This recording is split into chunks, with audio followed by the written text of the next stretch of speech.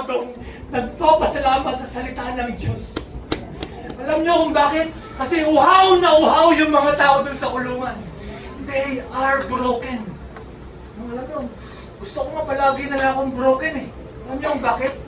Because the Lord is close to the broken heart.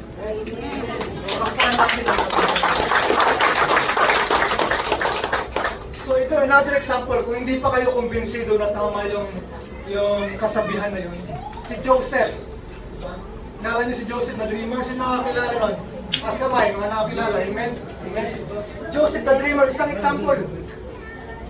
Na nag-iinip siya na yung mga kapatid niya ay maglilingkod sa kanya. Good news sa kanya yun. Maganda para sa kanya yun. Diba?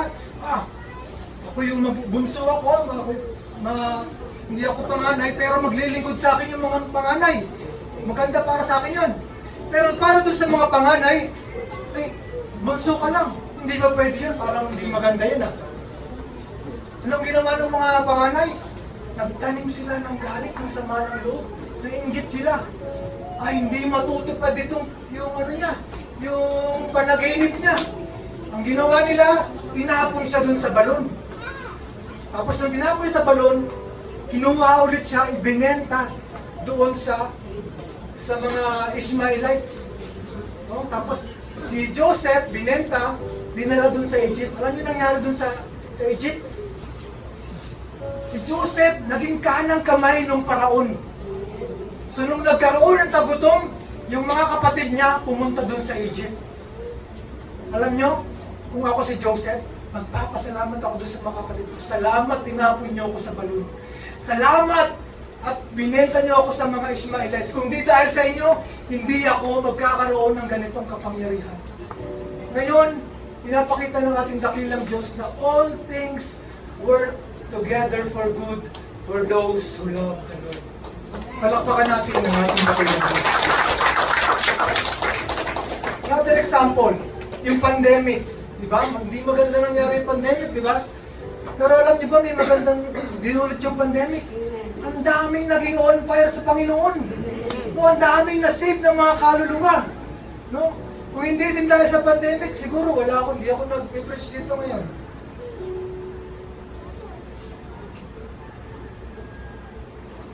So ngayong nawala na yung pandemic, ang dami na namang nagbabackslide. Kaya mas gusto ko pa na parating may mga pagsusubok. Kasi ginagamit ng Diyos yung mga pagsusubok para tayo ay mapalapit sa Kanya. Amen? Ngayon, yung inihanda ninyo na pinaka-mabigat, pinaka-importante na bagay na pwede mong pasalamatan sa Diyos na karedy na. Itaas ka nga yung sinong gustong i-share yung pinakamabigat niyang pasasalamat sa Panginoon. Ipili ako ng 3. Igulong mo muna.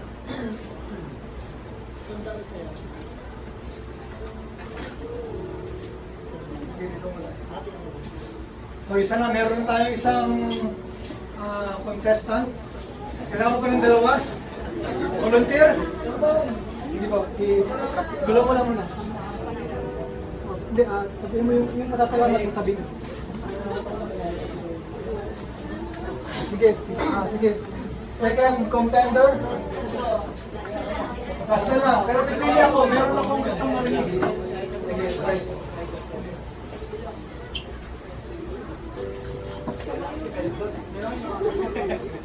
Sige. Pwede maganda yun sa kanya pero may hinahanap ako.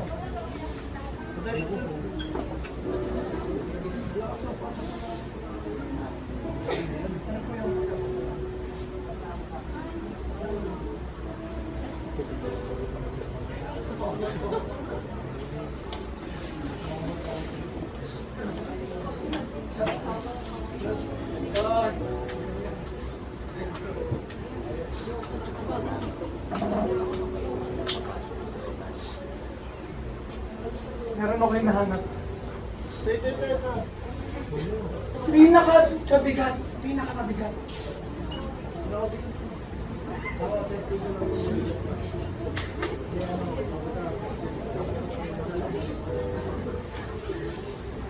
Sino ba? Merong ano? Si RR. worship team.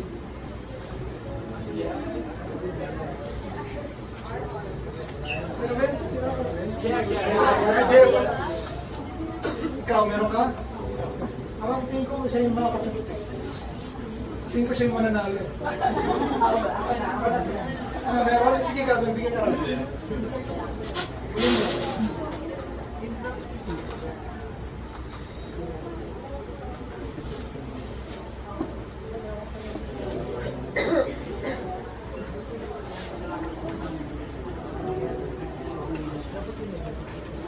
Sige, mukhang mahirap yung gusto kong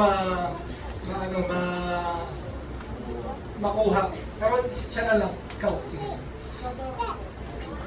Pero bibigyan ko na lang, pero hindi yun yung gusto kong makuha na sagot din, sir. Sabi mo muna, sir. Yung akin naman, pinapasalamat ko yung binago ko ni Lord. Dati kasi, wala akong pakialam. I mean, doon ako sa bahay. Alam nila Ate Rose yan. Lalo nung time of doing linggo, natutulog ako. Wala akong pakialam sa kanila. Kasi ini-invite nila ako. Pero matigas talaga ulo ko eh. Ganoon talaga. Tapos din, sobrang dami kong naging experience. Actually, naging iglesia ako ni Cristo. Dati. Then, hindi ko din alam kung bakit hindi natuloy yung pagiging. Malapit na akong isubo nun as maging isang iglesia. Pero, hindi natuloy. Siguro, plano ni Lord talagang ilapit ako dito. Yan lang. Next. So, pipili kung sino mananalo ha. So, magtataas kayo ng kamay kung sa tingin nyo yung pinakamabigat para sa inyo. Okay? Ano nasa kanya? Ayun. Pinagpapasalamat ko na kahit sobrang sakit na iniwan ako ng mga mahal ko sa buhay. Yung minimin ko lang. First of all na lang, yung tatay. Kahit na noon pa lang, since birth, iniwan niya na ako. Pinagpapasalamat ko kasi nga, binigyan pa rin ako ni Lord na ng mag-aalaga sa akin, ng mas deserve. At least may binigay siya na para mapakita yung pag-aatay. At bukod pa doon, yung mga kaibigan ko na tinuri ko mga kapatid na binigay ko lahat. Tinuri ko silang kadugo. Kahit na minsan nauubos na ako. Basta yun, nauubos na ako. Di ko na alam yung gagawin ko. Basta maintindihan ko lang sila sa abot ng makakaya ko. Ayun yung pinagpapasalamat ko. Okay, palakpakan natin. Last one. Good morning po sa lahat. Ako naman po, bilang isang magulang, hindi po ba gusto natin na buo ang ating pamilya? Ayaw po natin ang maging broken family. Pero po ako, iikli ako na lang po. Pero po ako, nagsimula po ako sa buo ang pamilya namin hanggang sa nagkahiwalay kami ng asawa ko. Ang pinagpapasalamat ko po sa lahat, nagkahiwalay man kami ng asawa ko, pero doon ko po nakilala si Lord. Doon ko po siya nakilala ng gusto. Lord, thank you so much. At nanginginig po ako. At nagpapasalamat din ako sa mga anak ko. At sila po yung tinanggap dito sa DHMI. Maraming pong salamat, Panginoon. At hindi niyo po kami pinababayaan. Lord, thank you so much. Maraming salamat din po sa mga pastor na tumanggap po sa amin. Ganon din po, huwag po kayong mahina. Huwag po kayong mawalan ng pag-asa. Kumapit po tayo ng mahigpit kay Lord. Hindi niya po tayo bababayaan. Bigyan man po niya tayo ng mahigpit na masakit man ng mga problema. Isa lang po ang dapat nating lapitan. Si Lord lang po. Thank you po. Amen. The moment of truth. So, kung sino yung boboto nyo, taas nyo ng kamay nyo. So, kay brother, sinong gustong bumoto sa kanya?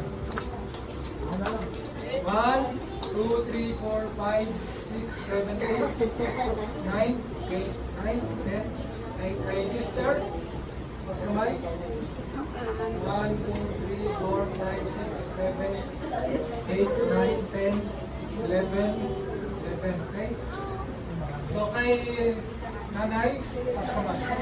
So, majority. So, kailangan talaga hindi mga pag-iyak talaga. Pero yun talaga yung the best. Makilala mo yung Panginoon eh. Yun talaga yung pinaka-the best na. So, pasalamatan natin ang Panginoon.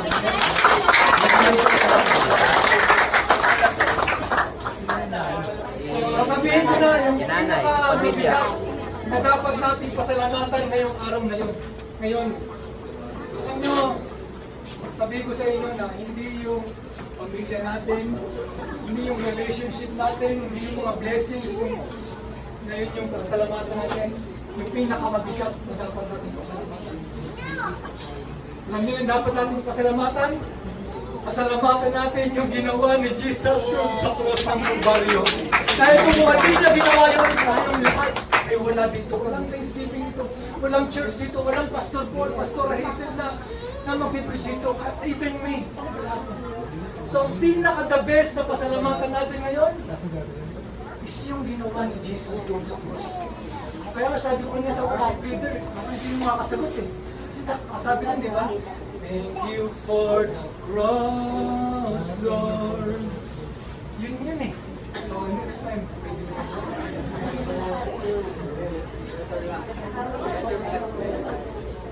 So, last Sunday, sinabi ni Pastor yung Psalms 100 verse 4. Uy, ako lang mag-continue. Enter His gates with thanksgiving. Go into His courts with praise. So, sinabi ni Pastor na yung verse na ito ay inspired sa paggawa ng tabernacle. Dito sa tabernacle, entered into his gates with thanksgiving. Ito yung gates. Doon sa tabernacle, tatlong gates yan. 1, 2, 3. Sa loob, meron pa yung gate doon. So ngayon, may mga gates tayo. 1, 2, 3. Meron din tayo tatlong gates dito. Amen? Sakto. So, minsan, mahirap. Yung pagiging mapagpasalamat kasi, mindset kasi yan eh. No? So kung wala tayong mindset ng magpapasalamat, hihirapan tayong maging mapagpasalamat. Hindi natin alam yung pasasalamatan natin. So bibigyan ko kayo ng example ng mindset para mas madali kayong makapagpasalamat. Amen? Ready na? So, bibigyan ko kayo ng 1 million, pero bibigyan niyo sa akin yung dalawang mata niyo. Sinong papayag? 1 million, sa akin na lang yung dalawang mata niyo. Taas kamay, meron? 5 million. Brother, payag ka, yung dalawang mata mo, bibigyan mo sa akin palit 5 million. 10 million. Payag ka? 20 million. Ha? Dalawa. 20 million? Papayag ka 20 million? Bilib ako dito sa 20 million, no? So 20 million yung pinakamababa na bet na pwedeng magbenta ng mata niya. Pero ako, kahit bigyan mo ko ibigay mo sa akin yung buong mundo, pero hindi ko ibibigay yung mata ko. So ngayon, nakakakita ka, dapat nating pasalamatan na nakakakita tayo. Nakakakita ka, blessed be the name of the Lord! Nakakarinig ka, blessed be the name of the Lord! Nakakahinga ka, blessed be the name of the Lord! Nakakalakad ka, wala ka sakit, purihin ng ating Amen. So ganyan yung mindset na dapat natin magkaroon tayo ng pagpapasalamat. Minsan, nagkakaroon tayo ng maling mindset pag kinukumpara natin yung sarili natin sa iba. Diba? Lord, hindi mo naman ako binibless, wala man akong narating, wala akong kotse, wala akong bahay. No? Ba't sila mayaman? Ba't sila may bahay, may kotse? Ako, wala, ganito. Nang mali ka na pinagkukumparahan. Kinukumpara mo yung sarili mo doon sa mayaman. Subukan mong ikumpara yung sarili mo doon sa may pulubi doon sa 7-Eleven. Diba?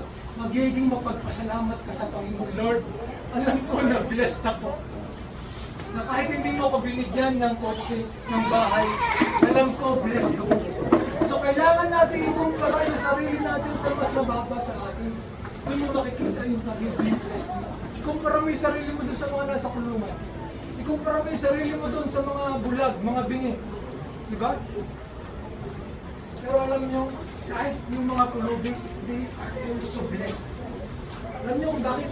May pulubi, pumunta kami ng Pangasinan. Pumunta ako sa may 7-Eleven, may pulubi doon. Nihinay siya, matanda na. Minigyan ko. Sabi ko, Tay, tinanong ko siya, in-interview ko, Tay, ni minsan ba, hindi, pinabayaan ka ng Panginoon? Sabi niya, hindi. Ni minsan ba nagutom ka? Hindi. Sabi ko, magkano yung kinikita mo per day? Sabi niya, mahina na daw yung 1.5. 1.5, sabi ko, mas mataas pa yung kinikita mo doon sa mga regular doon sa SM. Sabi niya sa akin, kapag Pasko daw, mahina yung 2.5. So, maraming pera yung tao. So makikita natin na kahit anong sitwasyon mo, tayo ay pinagpapala ng Panginoon.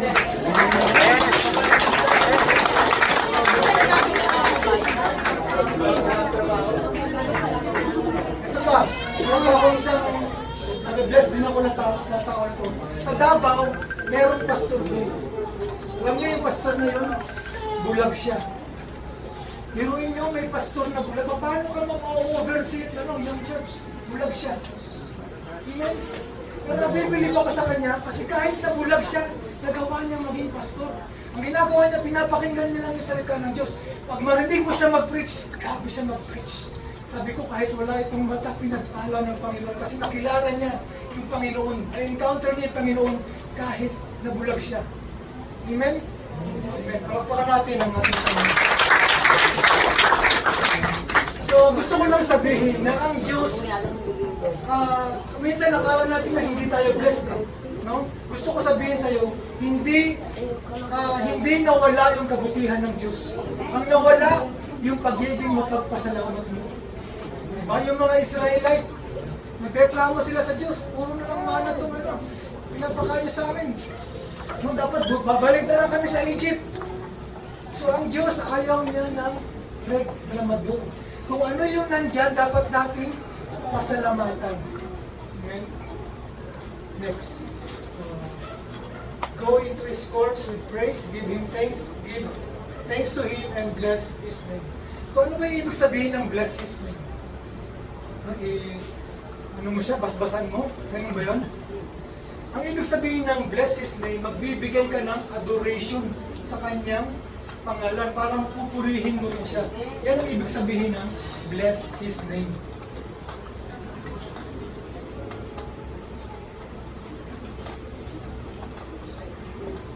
So gusto kong makinig kayong lahat. Maganda itong topic na ito, yung sa tabernacle. So maganda ma-understand natin kung ano ba itong meron dito sa tabernacle na ito. Itong tabernacle na ito, ang ibig sabihin ng tabernacle is God's dwelling place. Ito yung pinananahan, nandito yung presensya ng Diyos. So pinagawa ng Diyos si Moses ng tabernacle para makasama ng Diyos yung kanyang bayan. No? So itong tabernacle na ito ay larawan lang ng kasalukuyan ng ating pagsamba. So dito, sa loob nito, papasok tayo dito sa loob nito. Oh.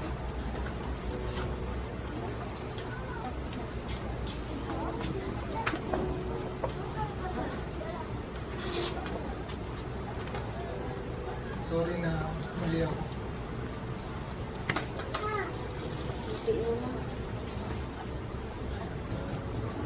So ito yung loob ng tabernacle na yan.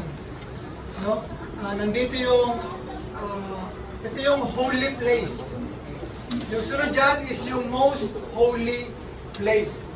Tapos nandito yung menorah, nandito yung bread, nandito yung altar of incense, saka nandito yung Ark of the Covenant. So, yung nakakapasok lang dito sa most holy place, yung pinakabanal na lugar, sino lang nakapasok dyan? Yung most high priest, yung leader ng mga paring, isang tao lang yung nakakapasok dyan sa lugar na yan. And next, sino yung nakapasok dito sa pangalawa? Itong sa holy place.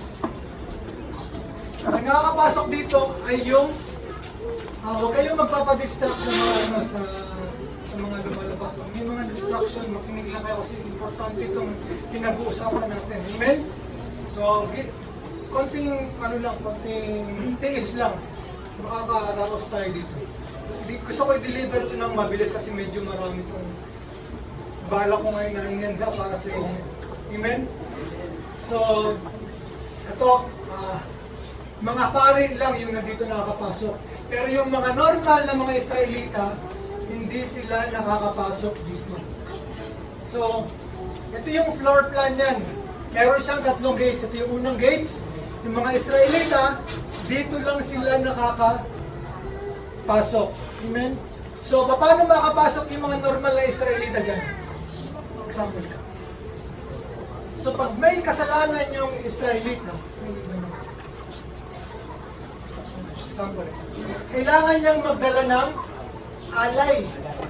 So, mag-sacrifice. So, pag dyan na sa labas, napasok siya, ako, ito yung altar. Example, ito yung altar. Ito yan. Altar. Lalapit siya, papasok siya. Sige, pasok ka. So, pag pumasok siya, ang kailangan niyang gawin, aminin niya yung kanyang mga kasalanan. Ngayon, kukunin ng pare yung alay niya. Yung alay niya, kupa, toro, or kalapati, depende sa sa kakayanan niya. Example, ito yung tupa. Yung kamay niya, lagay mo yung kamay dito. Ilalay hands niya yung tupa. Para yung kasalanan niya, ano mangyari? Matatransfer doon sa tupa. So, transfer sa alay, tapos kukuhanan ng pare ng dugo yung tupa. Tapos susunugin dito. Ito yun. Altar burnt offering. So susunugin ng pare dito. Tapos yung dugo, i-visit dito. Kapag yung usok dumiretso, ibig sabihin, tinanggap yun ng Panginoon. Pero kung lumihis yung usok, hindi yun tinanggap ng Panginoon ko. So ganun yung sistema ng pag-worship sa Panginoon. Bago pinapakita dito na ang Diyos natin ay banal. No? Paano natin masabi siyang banal? Ibig sabihin ng banal, kukuha ka ng bond paper. Lagyan mo ng tuldok, banal pa ba yun? Hindi na. Yung banal is pure white, without blemish. Napaka-linis. Sobrang banal. So, dito yung presensya ng Diyos. Amen? So, yung pinakapunong pare nila, bago pumasok dito, alam niyo bang ginagawa yung pinaka-high priest nila, nilalagyan ng tali yung paa niya. Bakit? Kasi baka may mali siyang ritual na ginawa, may pagkakamali siya sa rules and regulation, pwede siyang mamatay doon sa loob ng most holy place. Dito yung Ark of the Covenant, nandito yung presensya ng Diyos. Kaya nga, diba sabi ko sa inyo kanina, pag naisip ko yung kabanalan ng Diyos, feeling ko mamatay ako kasi ako ay isang makasalanan. So, anong nangyari? Nung namatay si Jesus doon sa cross, anong ginawa niya? Namatay siya doon, nahati yung kurtina. 3 kurtina eh, 1, 2, 3. Itong kurtina na to, nahati. Nung nahati yun, pwede na tayong makapasok sa most holy place. Doon natin mararamdaman yung presensya niya. Amen? So ito yung resibo ko. Yan. Sa Matthew 27, verse 50 to 51. Nakasulat dito. Okay. Muling sumigaw si Jesus ng malakas at siya'y nalagutan ng hininga. Nandun siya sa cross. Ito yung huling sinabi niya. Into your hands I commit my spirit. Next verse, biglang nahati ang tabing, yung kurtina ng most holy place, papunta dun sa most holy place, nahati yung kurtina. Biglang nahati ang tabing ng templo mula sa itaas hanggang sa ibaba. Nayanig ang lupa at nabiyak ang mga bato. So ito yan.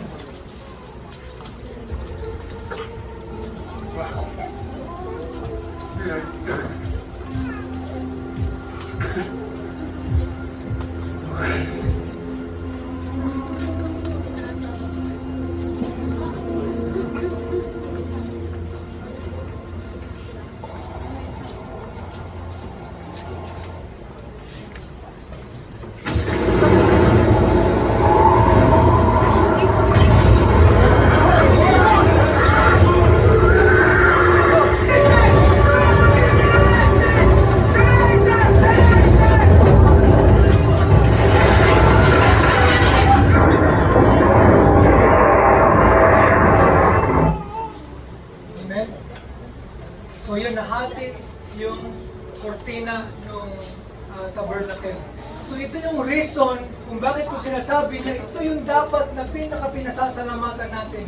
Dahil binigyan tayo ng Panginoon ng access na makapasok doon sa pinakabanal na lugar kung saan yung presensya ng Diyos. Mamaya may dito sa lugar na ito, I consider this place as a holy place. Pero mamaya, I hope na makapasok tayong lahat doon sa most holy place. Nandoon yung presensya ng Panginoon. Nandun yung joy, nandun yung love, nandun yung peace, lahat nandoon. Wala ka nang hahanapin. Once na makapasok ka doon sa most holy place, hindi mo nagugustuhin umalis pa. Hindi mo nagugustuhin umalis pa. Once na maka-experience mo yung presensya ng Panginoon, isurrender mo yung lahat ng buhay mo, isurrender mo yung lahat ng meron ka para lang makuha mo, maramdaman mo yung presensya na yun. And I know, marami sa atin, matagal ka lang nabalayo sa Panginoon na medyo dry na, hindi na tumutuloy yung luha mo, Lord. But parang nawala na yung unang pag-ibig ko sa'yo. Now is the time na makabalik tayo sa most holy place. At once na malaman mo na kung paano makapasok doon, ulit-ulit na madali na lang sa iyo makapasok. So, hindi madali na makapasok sa most holy place, di ba? Nakita natin, bago ka makapasok sa most holy place, dito pa lang, kailangan mo nang aminin yung mga kasalanan mo. Ngayon, hindi na natin kailangan magdala ng mga tuka, baka, kambing. No? Ang kailangan mo lang ay maniwala kay Jesus na namatay siya sa krus para tubusin ang iyong mga kasalanan. Amen! So, ang good news ito is gaano kabigat, kahit gaano kabigat yung kasalanan mo, kahit gaano kadilim yung nakaraan mo, kaya yan linisin ng dugo ni Kristo. No? Kasi dati, nung sa Old Testament, yung mga tupa, mga baka, hindi nawawala, hindi kayang linisin yung budhi ng tao.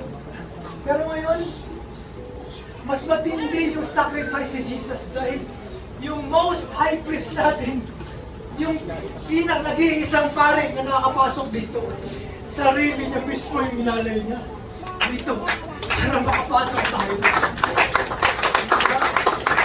Grabing dakilang offering yun, sarili mong buhay.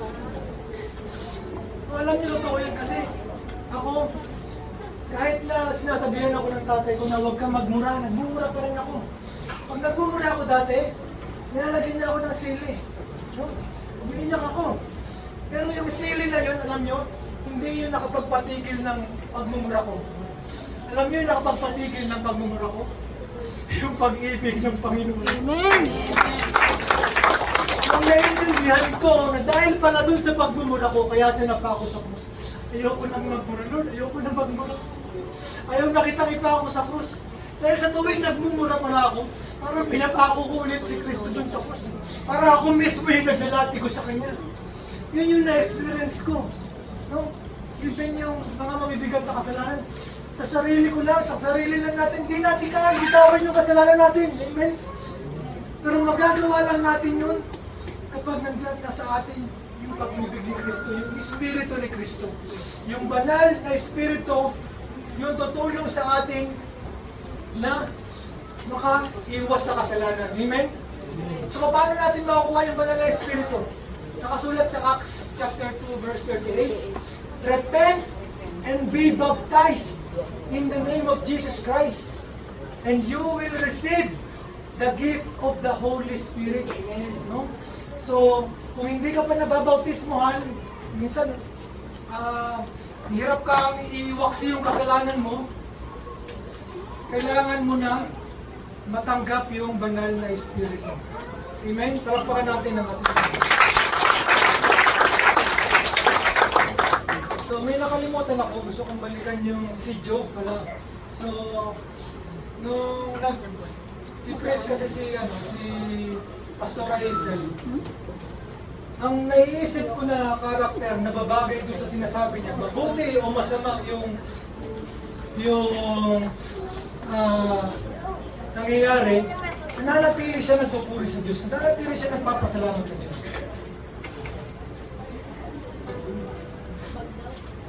Sino yung nakakaalam ng story ni Job? Taas kamay.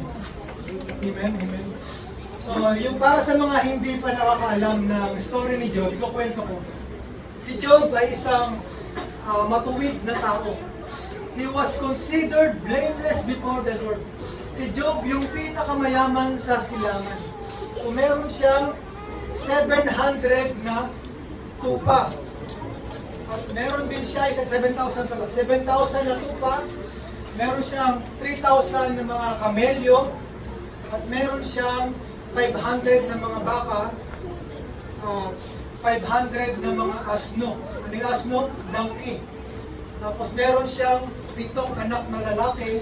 At meron siyang 3 anak na babae.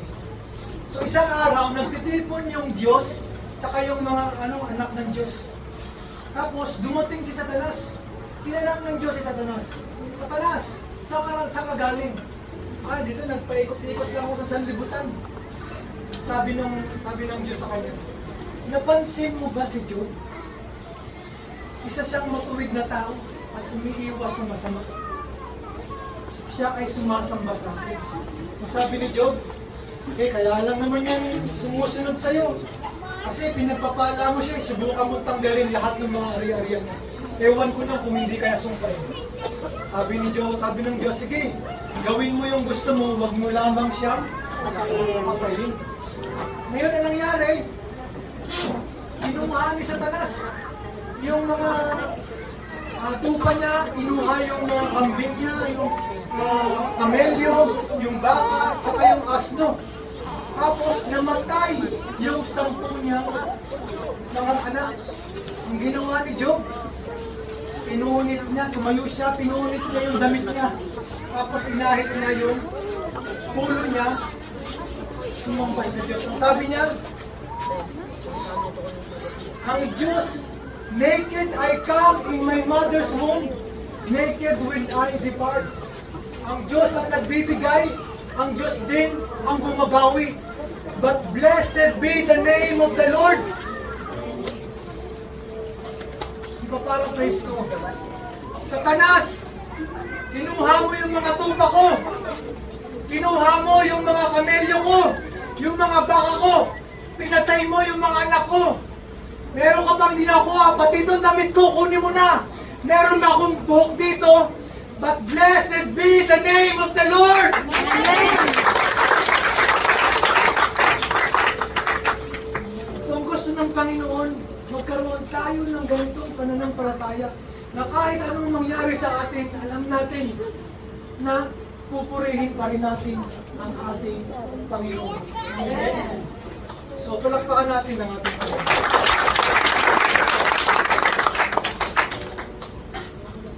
So ngayon, since parang maraming mga first timer, may kami taas yung mga first timer. Yung mga first timer, no? Parang last na. Okay. Okay, lahat ng coaches.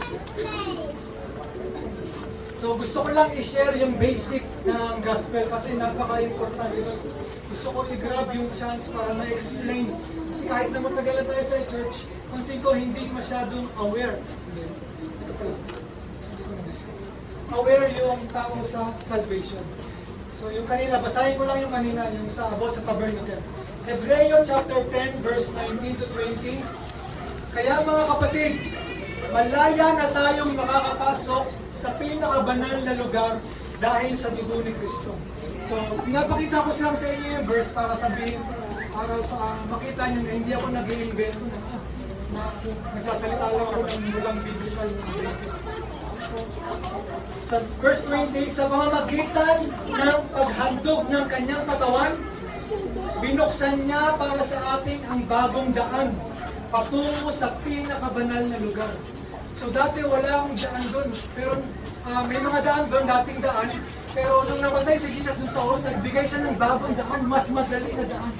Na hindi ka na masyadong dami pang pasikot-sikot, mga ritual-ritual, dami pang mga buhos-buhos.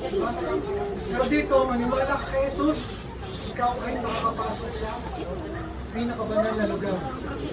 Ang daang ito ang nagdala sa atin sa buhay na walang hanggan. Ito yung magdadala sa atin sa buhay na walang hanggan. Nung namatay si Jesus doon sa cross, alam niyo ba, yung mga saints, yung mga banal na namatay, sila ay muling nabuhay. No? There is a resurrection of the dead. So kung walang resurrection of the dead, bali wala itong pananampalataya natin. No? Dahil kay Jesus, nung namuli siya nabuhay, nawala na yung takot nating mamatay. Dahil alam natin kapag namatay tayo, tayo ay muling bubuhay ng Panginoon. Amen! Maraming tao na namatay, natakot sila mamatay. Bakit? Kasi hindi nila alam, hindi sila sigurado sa kaligtasan nila.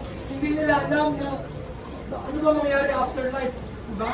Pero tayo, meron tayo pag-asa na muli tayong bubuhayin ng Panginoon. Babalikan niya tayo. Amen? Yun yung pag-asa natin. Kaya I encourage everyone na magsikap tayo. No, na makaharap tayo sa Panginoon, na makasama tayo sa kanyang pagbabalik. Amen?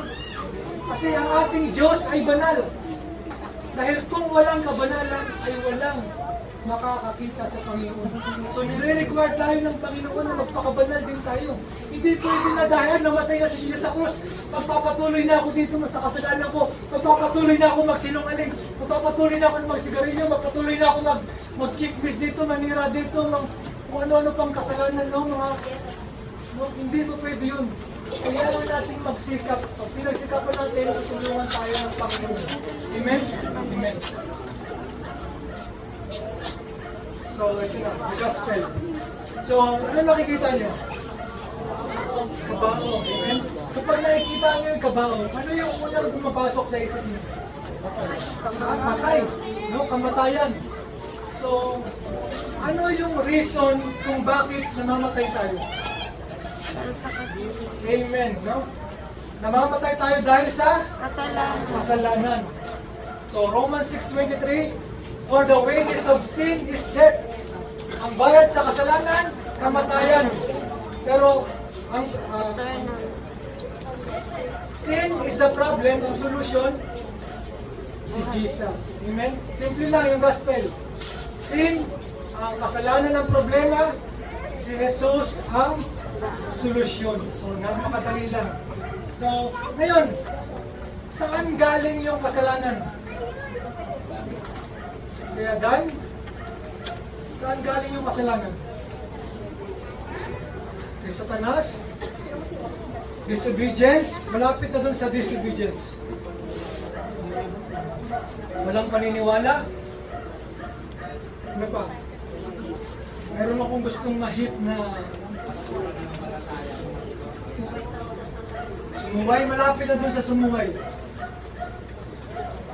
Tama. Yun, tama na yun. Sige, tanggapin mo na yun. Pagsuway. Sin is the transgression of the law.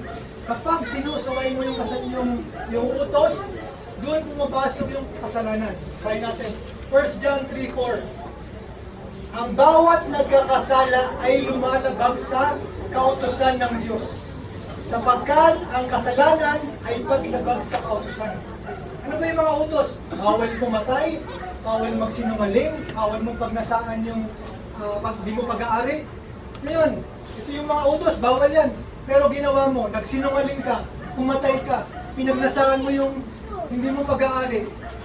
Pumapasok yung kasalanan.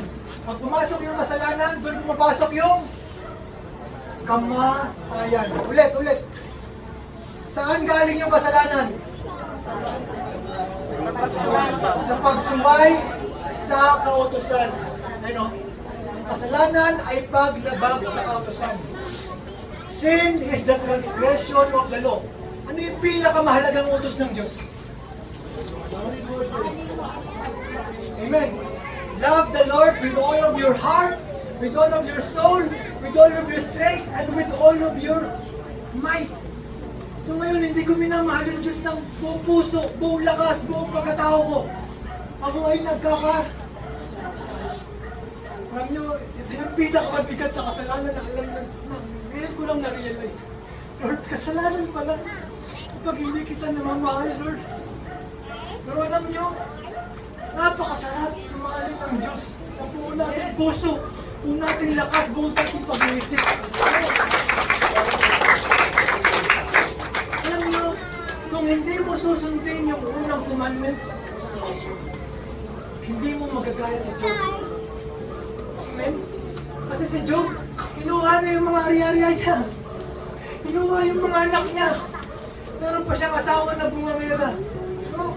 Pero baliw wala yun sa kanya. Dahil para kay Job, God is everything to him. And ganun din dapat tayo. No? And isa sa pinakamahirap na commandments ng Panginoon, ano sa tingin nyo? Love your enemy. So pinakamahirap na commandments yan. Kung ngayon, hindi mo sinusunod yung love your enemy, ikaw ay nagkakasala. Kaya ako ayoko may kaaway. No? Kasi kailangan mong mahalin yung kaaway mo. No? Ano bang mga mahihirap na commandments si Lord? Diba? Love your neighbor as you love yourself. Kung paano mo mamahalin ito kapitbahay mo namin? Paano mo mamahalin? No, hindi natin kayang mahalin eh. The only way na pwede nating mahalin yung kapwa natin is to love the Lord with all of your heart, soul, mind, and strength. Naka-experience ka ba kayong love?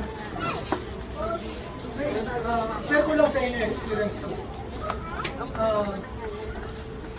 Sino sa inyo yung naka-experience na meron kang tao na kinaiinisan? No? Makita mo lang yung mukha na inis ka na. Amen? Sino naka-experience? For no reason at all, naiinis ka lang. Amen? Nangyari sa akin yan, share ko lang. So dun sa academy, magkakasama kami dun sa barracks. So meron akong classmate, dumadaan pa lang siya, naiinis na ako sa mukha niya, galit na ako. Kumukulo na yung dugo ko, hindi ko alam kung bakit. Pero, nakakilala na ako sa Panginoon, na-experience ko na yung pag-ibig niya. And aware na ako dun sa commandment ni Lord na love your enemy. Sabi ko, Lord, paano ko mamahalin itong taong to? Naiinis na ako sa pagmumukha niya eh, wala pang ginagawa eh. Paano ko mamahalin itong taong to? Pero wala na sabi ko sa Panginoon, sige Lord. Sabi kasi, aware din kasi ako sa mga sinabi ni Lord. Sabi ni Lord, if you love me, obey my commandments. Alam ko yun, sabi ko, Lord, sige, mamahalin ko tong taong to. Hindi dahil gusto ko, kundi dahil mahal kita.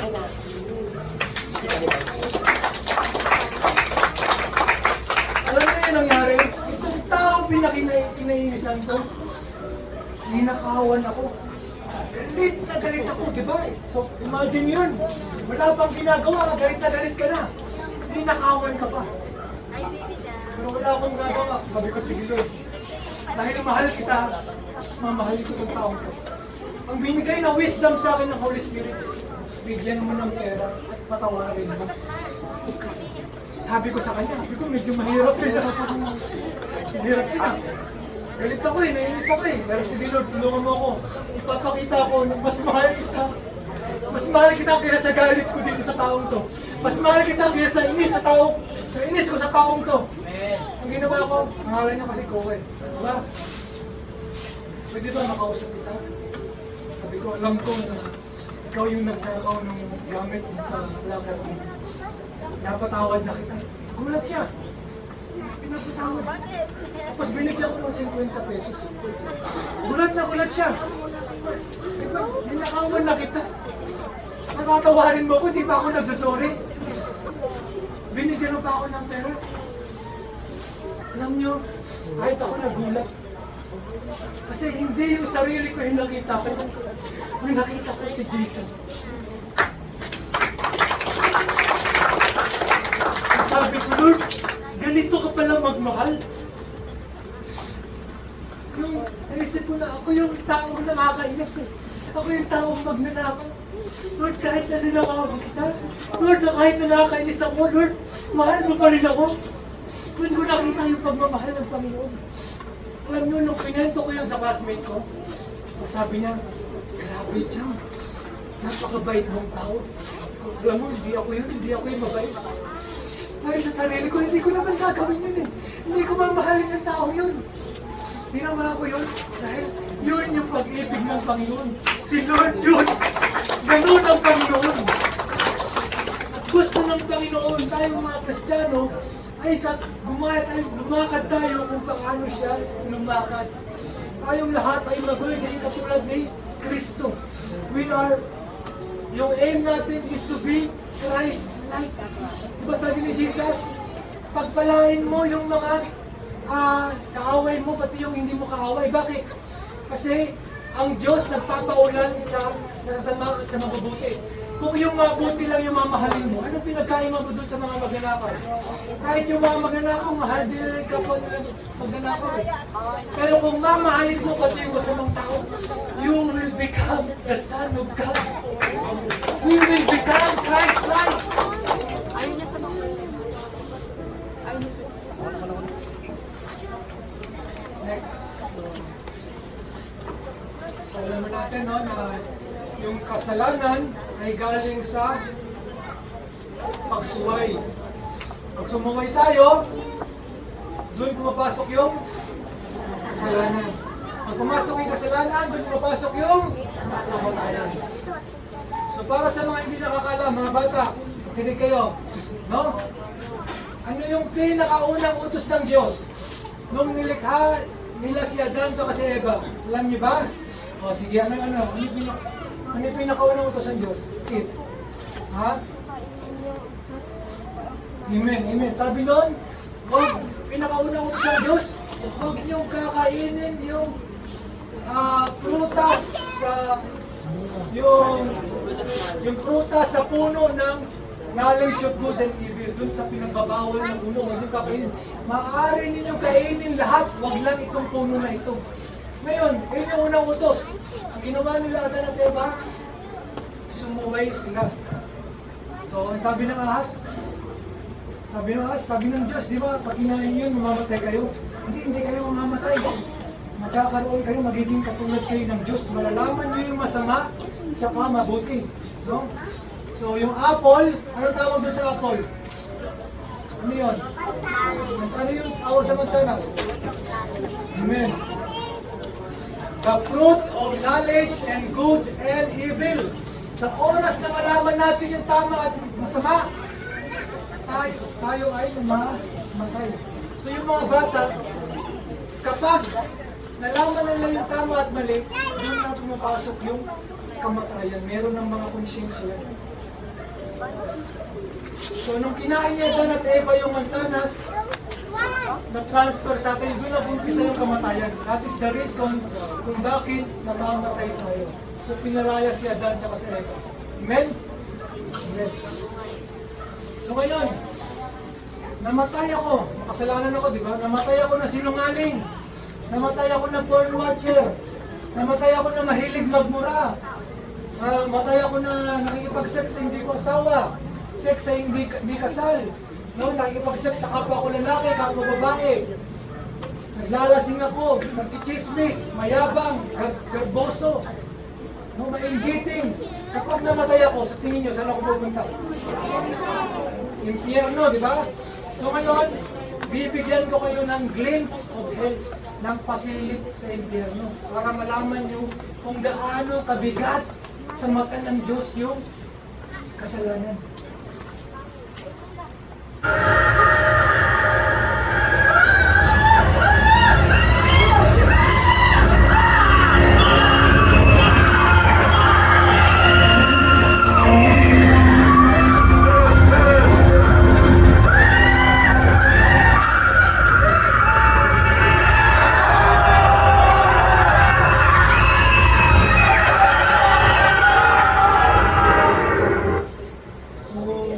Ganyan katindi yung impyerno.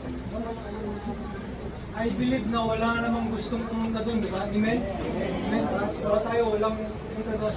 Pero ngayon, sino sa inyo yung napaso na? Amen? I want everyone, yung mga napaso na, I want everyone na mag-participate. We will try to experience yung gaano kainit dun sa impyerno. Ngayon, bibigyan ko kayo mga 5 minutes na ipikit yung mata ninyo. Amen? Lahat ipikit. Amen? So, ngayon, sige, ipikit natin yung mga mata natin. Lahat tayo. So, we will try to pumasok dun sa kung gaano kainit dun sa impyerno. Ngayon, napasok ka na, brothers, ipikit. Participate tayo na. So, lahat na makikita kung nakabukas yung mata, alam ko kung anong meron ka. meron kang pride kasi ayaw mo mag-participate. Pero kung ikaw nakapikit, ibig sabihin, meron kang humble na heart. So, ang gusto ng Panginoon, magkaroon tayo ng puso mapagpakumbaba. The Lord wants us to participate in this activity. Amen? Ngayon, gusto kong imaginein mo, napasok ka, ngayon nasusunog, nakapasok yung kamay mo. For 1 minute, imaginein mo na yung kanang kamay mo ay napapasok ng mainit na tubig. Hindi mainit na tubig ay apoy na nasusunog. Ngayon, for 1 minute, ganyan. Yung init na yon, unti-unting gumagapang doon sa ulo mo. Ngayon, nasusunog na, unti-unting nasusunog yung kamay mo, anong kamay mo, papunta doon sa ulo mo. Amen? So, ngayon, imagine, nasusunog na yung kanang kamay mo, pati yung ulo mo. Yun, mula ulo mo, yung init na yon, pababa na hanggang sa talampakan. Imagine mo, yung katawan, nasusunog. Yan. Mararanasan mo yan. Mararanasan mo yung init mo yan. 1 minute, 2 minutes, 3 minutes, 1 hour sa impyerno. 1 day sa impyerno. 1 week sa impyerno. 1 taon kang nasusunog sa impyerno. 5 years kang nasusunog dyan. At habang buhay ka dyan. Ngayon, hindi lahat ng mga tao doon sa impyerno sumisigaw. Aray! Init! Sobrang init! Lord! Bigyan mo pa ako na isang pagkakataon! Magsisisi na ako sa aking mga kasalanan! Pero ang sasabihin ng Panginoon, anak, huli na. Diba may preacher doon, sabi sa iyo, tumalikod sa kasalanan, hindi ka tumalikod. Ayaw mo, mahal mo yung kasalanan mo. Yan ang mga parusa sa mga ayaw pagsisi. Maraming sumisigaw sa impyerno. Sana pala nakinig ako doon sa preacher. Sana pala tumalikod ako sa kasalanan. Sana pala hindi na ako nagsinungaling. Sana pala sinel ko yung gospel sa nanay ko. Sana pala ibinahagi ko yung salita ng Diyos sa mga kaibigan ko. Di sana wala sila dito.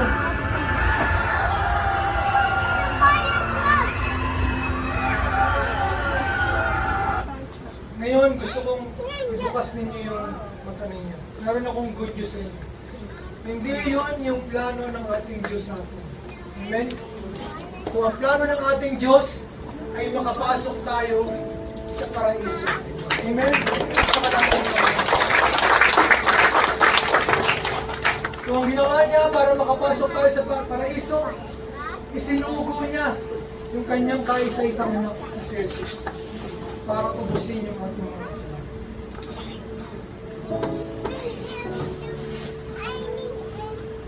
So, ito yung illustration. No? Ito yung Diyos. Banal siya. Tapos ito yung tao. Yung dark. No? Makasalanan tayo. So, dahil pumasok yung kasalanan, nung pumasok yung kasalanan, anong nangyari? Nahiwalay tayo sa Panginoon. So, dahil pumasok si kasalanan, pumasok din si kamatayan. So, kapag namatay tayo sa ating mga kasalanan, doon tayo pupunta sa impyerno. And again, hindi yan yung plano ng ating Diyos. Ang ginawa niya, ipinadala na si Jesus para maging tulay, babalik sa Kanya. So ngayon, paano tayo maliligtas? Kailangan nating lumapit sa Panginoon. Kailangan nating aminin yung ating mga kasalanan. Kailangan nating magpakumbaba. Alam niyo ba na hindi magliligtas si Lord ng taong prideful? Amen? Alam niyo kung bakit? Sino nakakalam ng story ng Pariseo? Tsaka yung tax collector. No? Anong sabi ng Pariseo? May dalawang tao, yung tax collector tsaka yung Pariseo. Pumunta sila sa templo, magdadasal. Yung Pariseo, siyempre, medyo righteous eh. Kasi sinusunod, matindi yung pagsunod niya sa mga kautusan ha. Nagkaayuno ako, nagbibigay ako ng tithes ko, tumutulong ako sa mga may hirap, sinusunod ko yung mga batas. Ang sabi ng Pariseo, nagdasal siya, Panginoon, nagpapasalamat ako na hindi ako katulad ng tax collector dyan na makasalanan. Pero yung tax collector, ang ginawa niya, ang sabi niya doon sa malayo, sa likod ng templo, ano yung ginawa ng tax collector? Nakayuko siya. Hindi man lang siya makatingin sa taas sa langit eh. Kasi nahihiya siya sa lumapit sa Panginoon. Ang sabi niya, no, Panginoon, mangawa ka sa akin. Ang nangyari, yung tax collector umuwi na makasalanan. Pero yung Pariseo, umuwi siya na makasalanan. Pero yung tax collector, umuwi siya na matuwid sa harapan ng Diyos. So, ang gusto ng Panginoon, magpakumbaba tayo. Kasi ang tao na may pride, tinitignan niya yung kasalanan ng iba eh. No? Ang tao na humble, tinitignan mo yung mali, yung kasalanan mo. Ang taong prideful, tinitignan niya yung kasalanan ng tao sa paligid niya. Sino na may kasalanan dito? Yun yung, mas matuwid ako dito. No? Yun yung mindset ng taong may pride. Pero yung taong humble, ang hinahanap niya yung kasalanan. Ano bang mali sa akin? No? Hindi niya hinahanap yung mali ng iba. Next, another example. Yung dalawang magnanakaw doon sa krus. Yung isa doon, may pride. Yung isa doon, humble. Bakit? Iba yung nakikita ng taong may pride. At iba yung nakikita ng taong humble. Yung isang magnanakaw sa kanan, sinabi niya, paano ako ililigtas ng taong ito? Sabi niya kay Jesus, sabi niya, sige nga, iligtas mo muna yung sarili mo. Tapos iligtas mo rin. Bakit niya nasabi yun na iligtas niya muna yung sarili niya bago niya kung iligtas? Kasi yung nakikita niya, yung pako sa kamay ni Jesus. Yung pako sa panis. So, paano ko ililigtas ng taong ito? Nakapako ka dyan. Diba?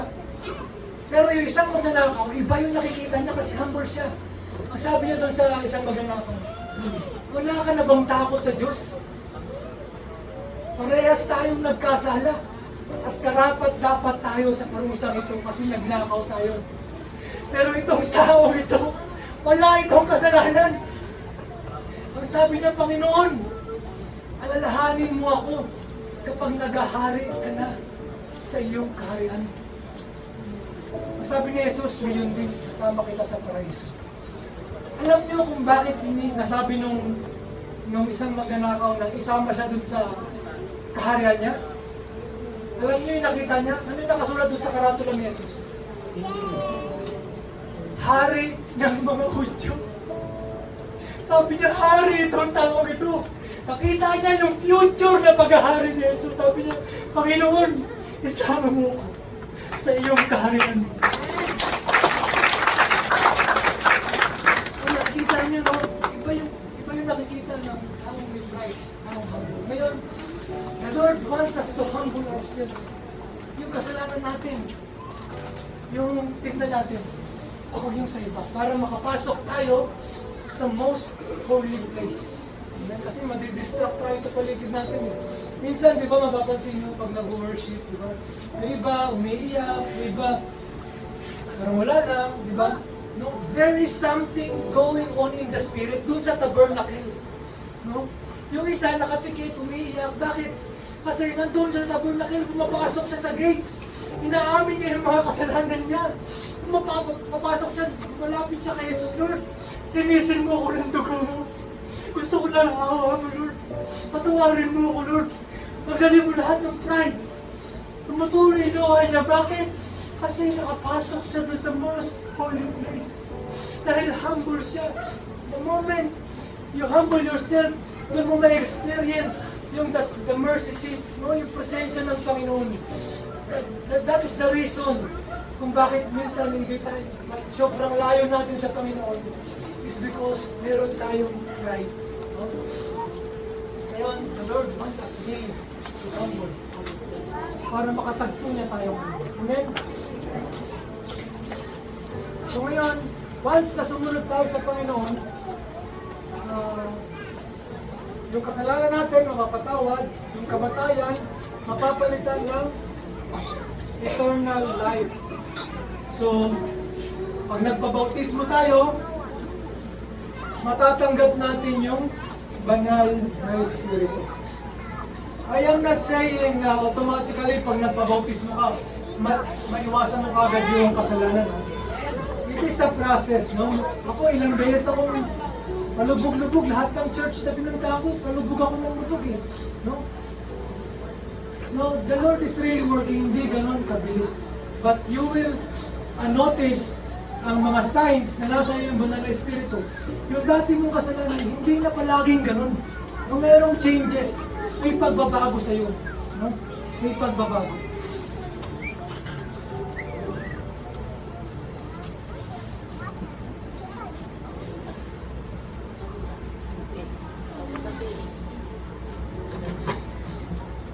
So ngayon, gusto ko i-share sa inyo, may dalawang klase ng tao sa Bible. Yung isa makasalanan, yung isa matuwid.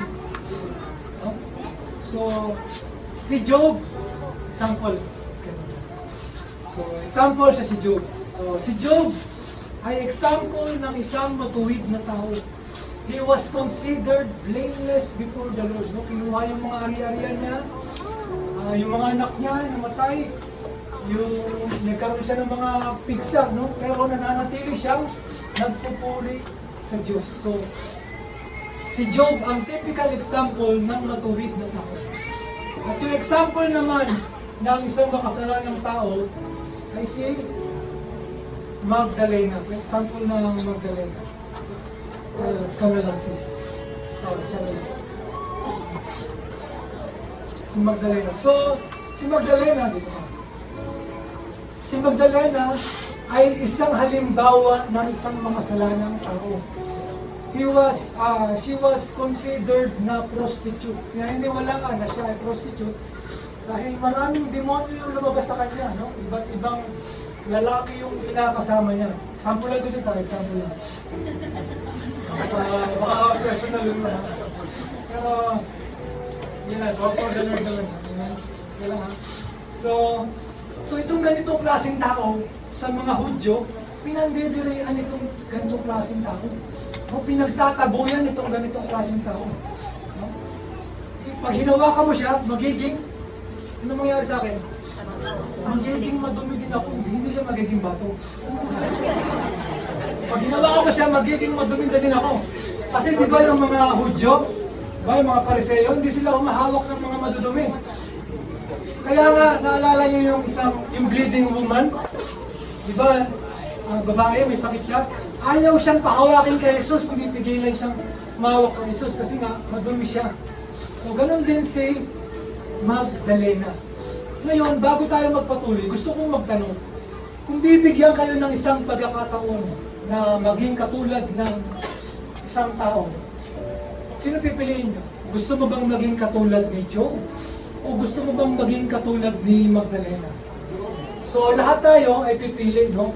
Walang hindi pipili. So bibigyan ko kayo ng pagkakataon. Itataas nyo lang yung kamay nyo kung gusto nyo maging katulad ni Job.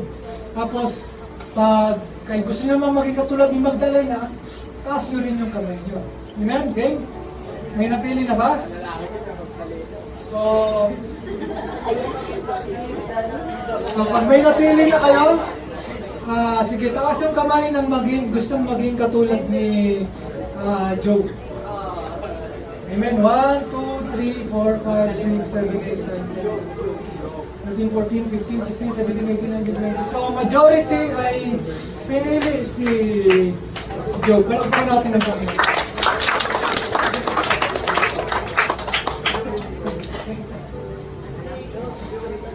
So, sino naman yung pipili kay Magdalena? Taas kamay. 1, 2, 3, 4, 5, 6, 7, 8. Ito pa. Oh, magdalay na tayo dyan. Ayan. 8, 9, 10. Okay, 10. So karamihan ay pinili si Job. There is nothing wrong to choose Job. Yun naman talaga yung dapat maging katulad ng isang Kristiyano. We must desire to be like Job, no? Na kahit anong sitwasyon, anong mga pangyari, mananatili kang sumasamba sa Panginoon. Pero alam niyo kung akong papapiliin, alam niyo sino pipiliin ko? Amen. Ang pipiliin ko si Magdalena. Kasi, nung in-invite si Jesus na isang Pariseo na maghapunan sa kanyang bahay, yung Pariseo na ito, ay anong pangalan ng Pariseo na yun? Yung nakakalaw. Nicodemus. In-invite si Jesus ng isang Pariseo na maghapunan sa kanyang bahay. Ang pangalan ng Pariseo ito, Simon. So alam natin yung mga Pariseo, di ba? Meron tayong idea, yung mga mahigpit na lang sinusunod yung kautusan. Bawal ganito, bawal ganito, ganun yung Pariseo. So ngayon, merong isang babaeng makasalanan, si Magdalena. Nalaman niya na kumakain si Jesus sa bahay ng Pariseo. Alam niyo ba yung ginawa ni Magdalena? Kumuha siya ng mamahaling pabango. Lumapit siya sa paa ni Jesus. Umiiyak si Magdalena sa paa ni Jesus. Binabasa niya ng luha yung paa ni Jesus. No? At pinunasan niya ng buhok. Pagkatapos niyang pinunasan, binuhusan niya ng pabango.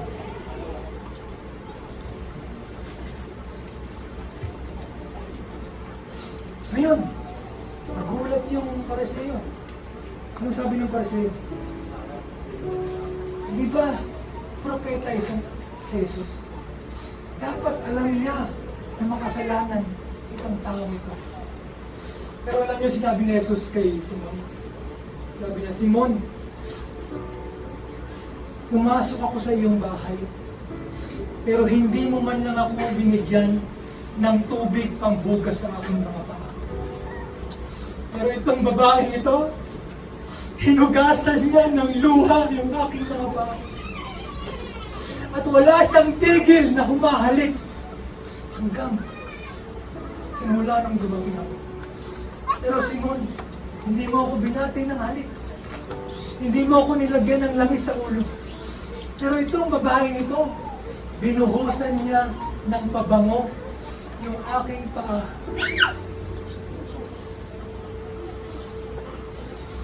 Malaki ang kanyang pagmamahal dahil maraming kasalanan ang pinatawad sa kanya. Pero yung pinatawad ng kakaunti, kaunti din yung pagmamahal. Salamat. Pakpakan natin ang ating Panginoon. Alam nyo, nagpapasalamat ako sa Panginoon na nagkasala. Kasi kung hindi ako nagkasala, I will never experience His love. I will never experience His mercy, His goodness. Kung hindi ako nagkasala, wala akong luha na ipanguhugas sa paa ni Jesus. Wala akong pag-ibig na may bubuhos sa Kanya. Kaya nagpapasalamat ako sa Panginoon. Sabihin mo, one time, big time. Sabihin mo, one time, big time. One time, big time. Alam niyo ba ibig sabihin ng one time, big time? Ang ibig sabihin ng one time, big time, one time, nagkasala ako ng lubos. Pero big time, ako ay kanyang pinubos. One time, tayong lahat ay nagkasala ng lubos. Pero big time, tayong lahat ay kanyang tinubos.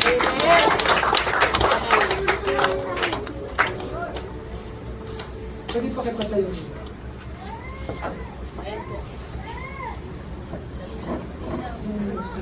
May music bro.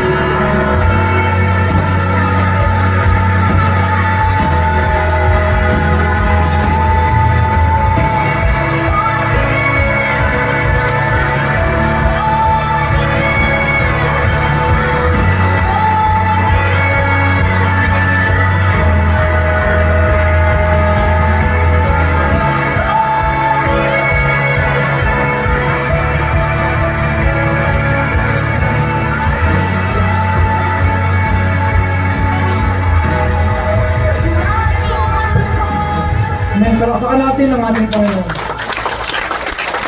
At sino na gusto maging Magdalena? Amen, amen. So ang desire natin is mag-uumpisa tayo katulad ni Magdalena. Pero magtatapos tayo sa katulad ni Job. Amen? Huwag natin piliin na si Job lang tayo. Piliin din natin pati si Magdalena. It is wonderful na maging katulad ni Magdalena. No? Na meron kang luha na ipanguhugas sa paa ni Jesus. Nabubuhusan mo yung paa ni Jesus ng pabango para ipakita mo yung pag-ibig mo. No?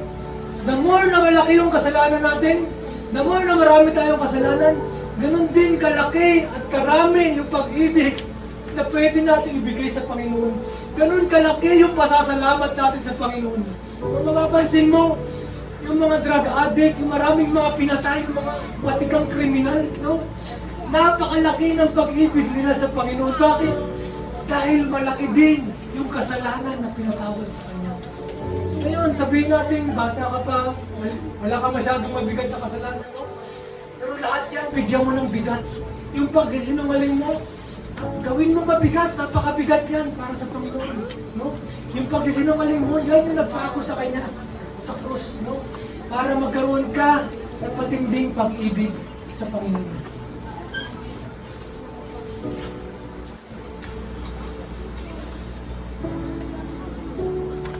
So sa Lucas chapter 7 verse 47, kaya sinasabi ko sa inyo, malaki ang kanyang pagmamahal sapagkat maraming kasalanan ang pinatawad sa kanya. Ngunit ang pinatawad ng kakaunti ay kakaunti rin ang pagmamahal. Ngayon, meron ako ditong daladalang alabaster jar. Ngayon pupunuin nyo ito ng mamahaling pabango. Meron akong papel at ballpen. Tapos, ipapasulat natin sa inyo yung mga kasalanan na nagawa mo, no? Yan yung inyong alabaster jar. Ngayon, teka lang, wag mo munang i-standby lang muna. Kasi pag binigay ko yan, out of focus na. So, i-discuss ko lang muna yung mga kasalanan. Ngayon, pupunuin natin yung inyong alabaster jar. So, ano yung example? Makinig lahat, ha? Makinig. Ano yung mga kasalanan? Ito. Number 1, pornography. So, ito ay isa sa mga number 1 na struggle ng isang Kristiyano. Porno, gold. And ang partner niyan is masturbation. Nung nagsasarili ka. That is a sin. Kasi di ba, sabi ni Jesus, magnasa ka pa lang. Tumingin ka lang na may pagnanasa, you already committed adultery into your heart. Next is lying, pagsisinungaling. Ito ako, guilty rin ako dito. I'm not saying na hindi, ako dito, innocent ako. Stealing, pagnanakaw, cheating, pandaraya, pride, kayabangan. I am also prideful person, no? Matigas yung puso ko. Pero isa lang, nakabasag naman ng puso kong matigas. Yung pag-ibig lang ng Panginoon. And I hope na meron tayong matigas na puso. Nawa ay basagin ng Panginoon yung puso na ito. Pero kung yung puso mo na matigas ay hindi nabasag ng Panginoon, believe ako sa iyo. Napaka-hindi ng pride. Next is lust, kalibugan, manyakis. No? I am also guilty, no? Lust, lahat tayo, we experience that. Ang mga lalaki, babae, we are struggling with lust. But there is hope in Jesus. There is help with the Holy Spirit. Laziness, katamaran. Yung guilty, taas kami mga guilty, katamaran. Guilty ako dyan, katamaran. Gluttony, katakawan. No? Busog ka na? Sige ka pa kaya na? Gluttony, katakawan. Next, hatred, galit. Tatanim ka lang sama ng loob. Amen?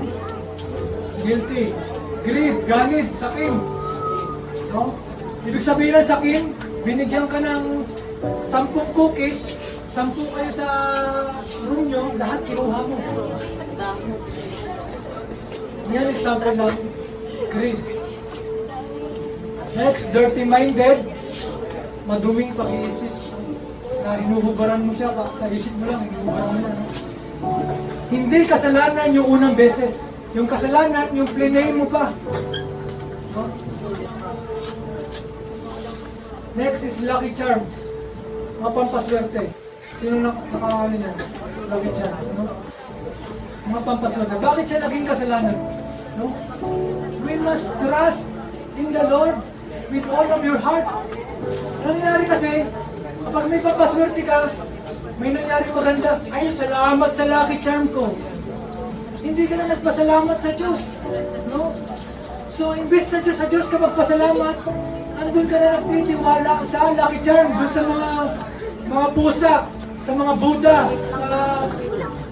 sa mga palaka. Diba na may coins? Next is fornication, sex, bago kasal. Next is homosexuality, same sex.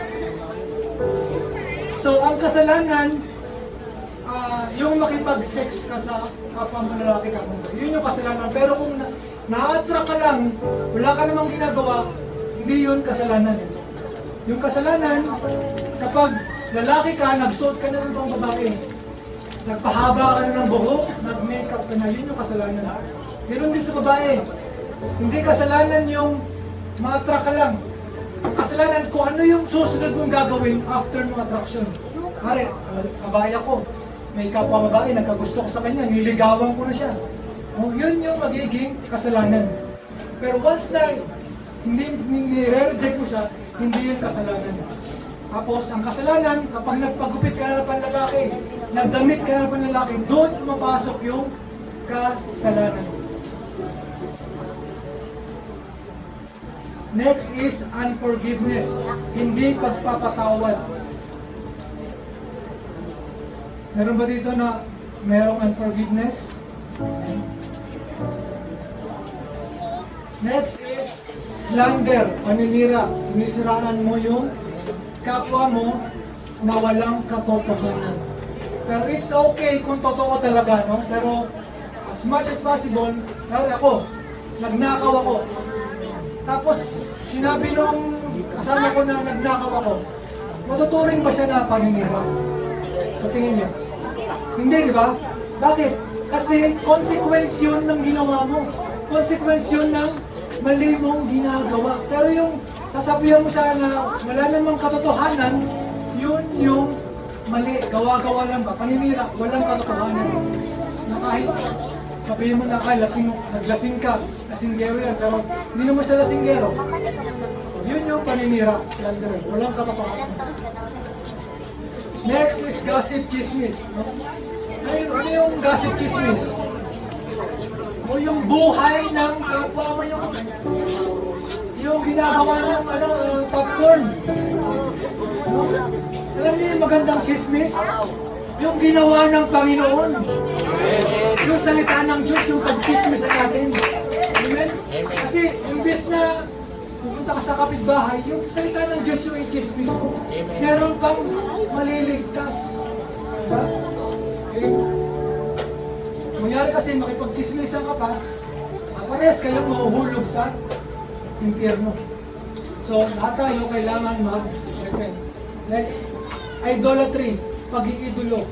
Ang idolatry, hindi lang siya sa yung ribulto, hindi lang yung nag-i-stop doon. Anything na nag-i-exceed doon sa pag-ibig mo sa Panginoon is considered idolatry. Example, idol na idol mo si Manny Pacquiao, lahat ng CD niya, pinapanood mo. Idol na idol mo si Taylor Swift, lahat ng album niya, picture niya, music niya, lahat, inaano mo, pinapakinggan mo.